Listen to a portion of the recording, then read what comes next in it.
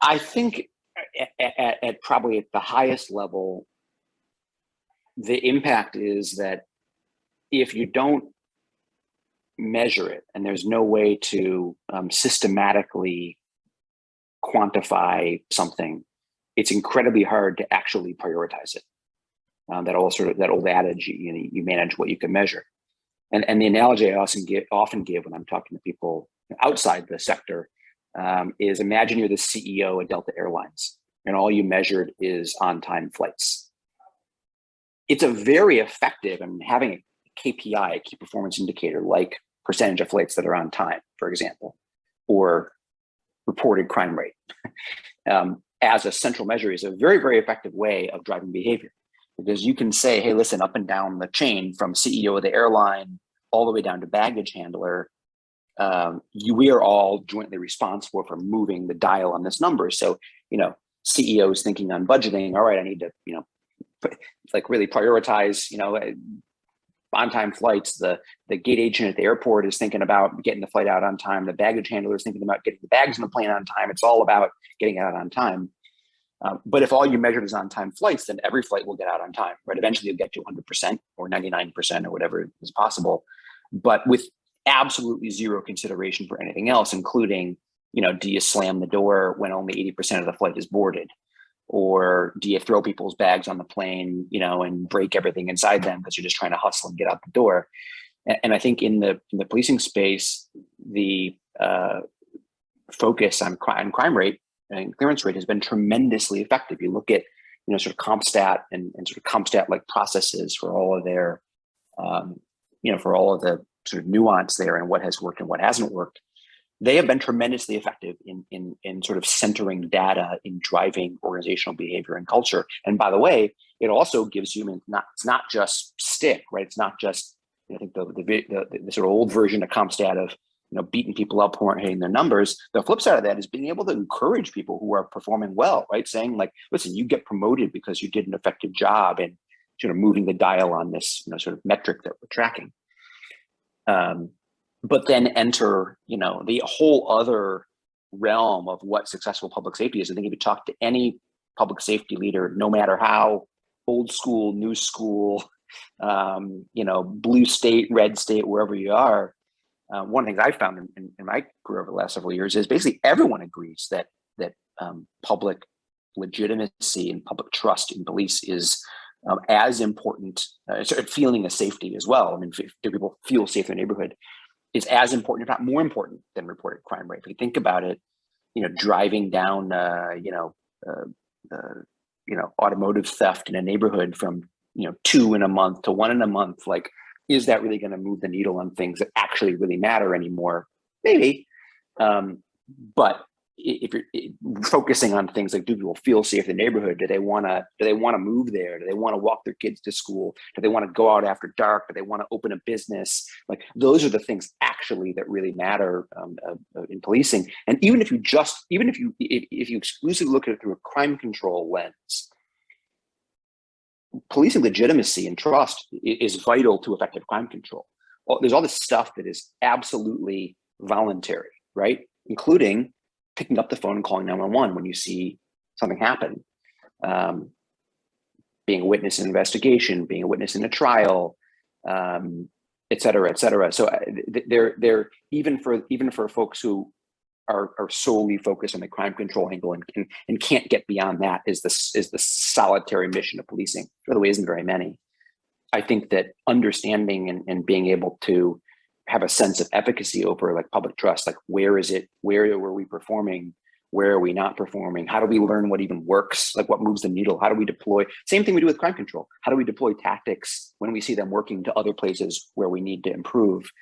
Without that, we're just sort of, throwing stuff at the wall and seeing what sticks. And I think one of the really positive things about sort of the culture of public safety organizations is they are very data driven already. They don't need to be convinced. So introducing new data into the fold, is part of the theory of the case. I think the other piece that is really vital here is the changing nature of resident expectations. The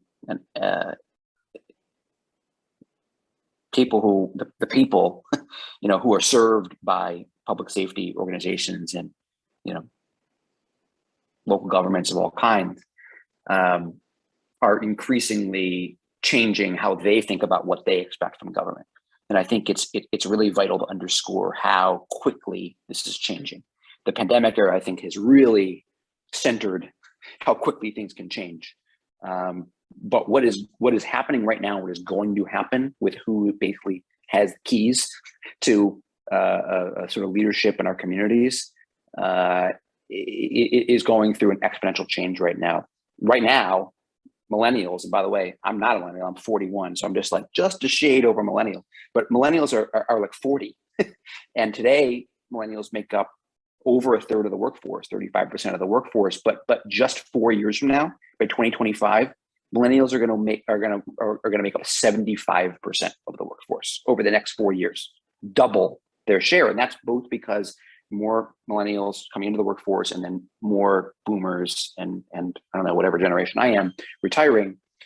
What's going to change is that the sort of center of what people expect from their government is going to evolve as these sort of digital natives become the people who show up at every city council meeting, who are our elected officials, who are our police chiefs, who are our advocacy group leaders, et cetera, et cetera. And so if governments don't keep up with that, they're going to find themselves very, very quickly behind the ball. Local government happens to be one of the best places and most opportune places, frankly, to stem the tide of the crisis of trust in government. Because one, trust is already pretty good when you compare it to other governments. Like the latest Pew data I saw from this year showed that about 2 in 3 Americans trust their local government to handle local problems. And that's down a little bit from last year. And there's been a lot of, obviously, last year has been one of the most tumultuous years, certainly in our history. We've been alive. But it's been fairly stable. And going back to even, a couple of decades ago, it was, 69%, I think, in the year 2000. So it's kind of bopped around in the high 60s. It's a little lower than usual right now. But trust in the federal government right now is very low. 39% of Americans trust the federal government to handle domestic and international problems. And if you compare that to the trust in local government, local government both starts from a pretty decent and stable baseline, but also they have the opportunity, because they literally are, they're not moving trillions of dollars around. They're moving police cars around and moving trash collection trucks around and opening parks and they're very close to the ground. They actually have the tools to hear, to be responsive, to understand what the public wants them to do and how good of a job they are doing it. And then they also have the opportunity to act. I mean, literally, they're on the ground moving stuff on a hour over hour, day over day, week over week basis, not a fiscal year basis. And so I think it's a really, I feel like one of the reasons I've sort of chosen this area of my career is that this is an area of great opportunity.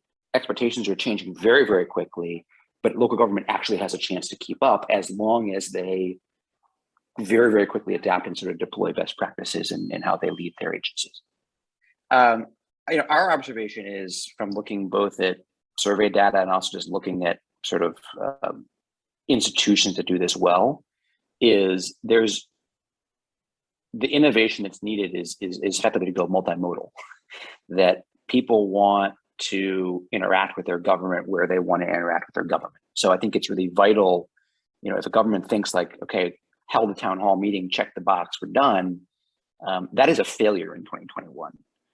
For obvious reasons, really, of course, related to the pandemic, but also like that may be how some portion of the population wants to interact.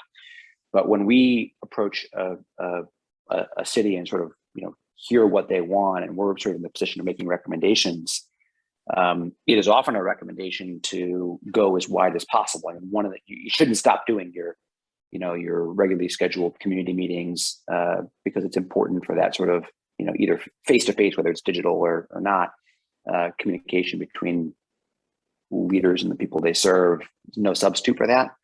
But you're going to get a very narrow segment of the population that shows up at that, like we just discussed. So you have to have touch points sort of across the spectrum for people who want to engage in other ways. 911 and 311 are very sort of, call and response based or whatever you want to call it. We can talk about that. But we recommend that, one, you got to start with the feedback people are already giving you.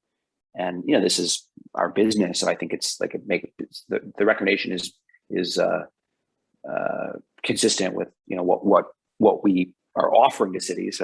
So I point that out, but I think it makes sense that, like, if you're going to say, hey, listen, we care about the community that we serve, the very, very first thing we should do is start actually hearing what people are already telling us. So people are out there on, Twitter or Facebook or Instagram or whatever, talking about things that are related to local government or related to public safety. We should hear them. We should take them seriously. Like, people shouldn't be shouting into the void. It's also, there's a bias, of course, to who is already on social media and who is talking about stuff. There's, of course, a selection bias there. So the way to look at that data is not, this is data that's representative of the community. The way to look at it is like, this is drastically broadening the type of people that we ordinarily hear from, and including people who may, because they either don't trust government or don't feel a sense of efficacy that their voice deserves to be heard or will be heard. They're not coming and filling our inboxes at City Hall. They're not calling 311. They're just sort of shouting into the void. So being able to say, hey, listen, like, we heard you. Maybe we need a couple stitches more to help understand, like, is this thing that I'm seeing a bunch of people raise actually a priority to the community? Like, what's the sort of bias in the data? Like, it's a piece of data, but starting with that, like, what's the feedback already being left, feels like a vital first place to start. And then you need to contextualize it with other ways of doing that community engagement as well. There are deeper ways, like, for example, like, hey, we're thinking about undertaking a policy priority. Let's do a policy change. Let's do an in-person town hall meeting. Let's do some sort of digital version of that. Let's do a digital sort of engagement online where we can source feedback from all corners of the community, and we can let the groups in the community sort of send this along to the constituents they serve to help make sure that everyone's voice is being heard.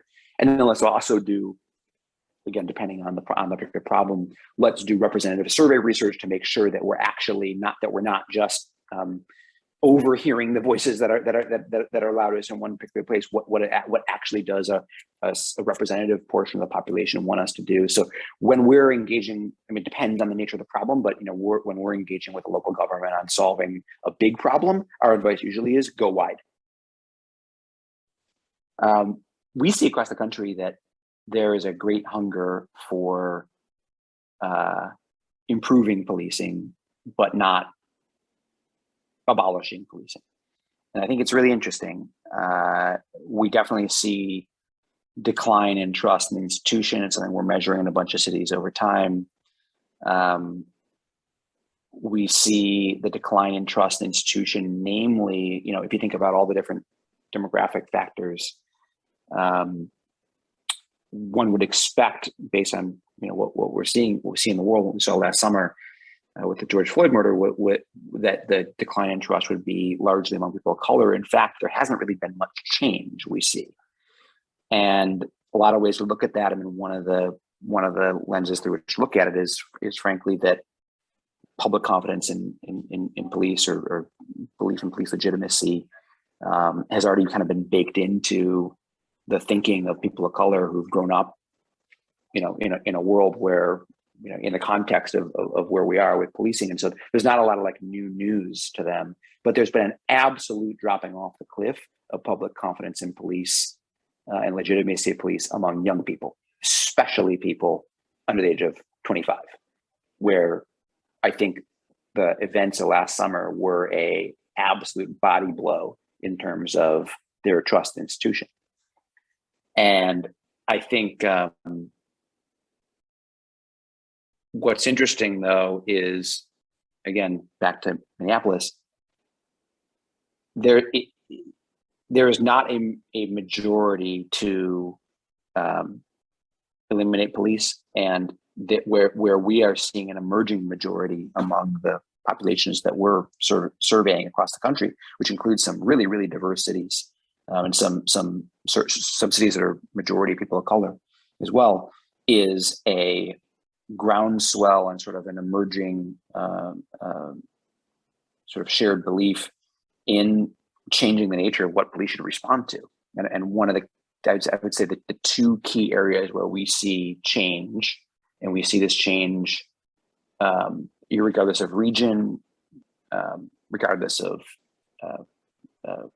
age, race, sort of the other sort of general drivers of sentiment, is that homelessness should not be a police issue, and mental health should not be a police issue. And I think that there is, for elected officials and sort of for policing leaders who are thinking about how to evolve the model of policing and evolve the model of 911 to where the public actually wants it to be, I think that the probably two easiest places to start are figuring out how to, I'm no expert in sort of what the sort of leading thinking of the best models are out there, but I can tell you that the public doesn't want homelessness to be a policing issue or crime issue, and they don't want mental health to be a crime issue.